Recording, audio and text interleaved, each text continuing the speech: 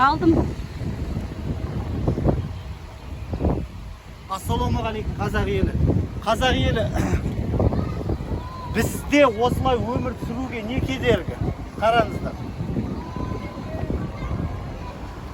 Бәрі халыққа жасалған, мына күннің көзі күн тимесін деп әкімшілік салып қойған.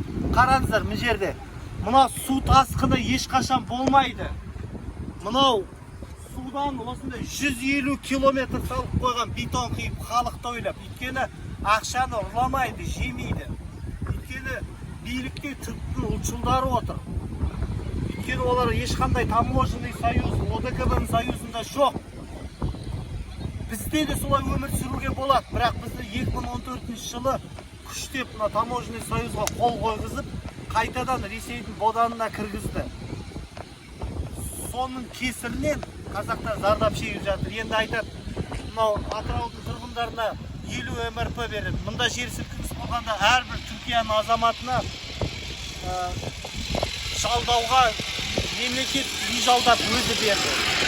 Олар арендада тұрғанда үйлерін салып бітіріп қазір кіріп жатыр. Солай ойлан қазақ, оян қазақ.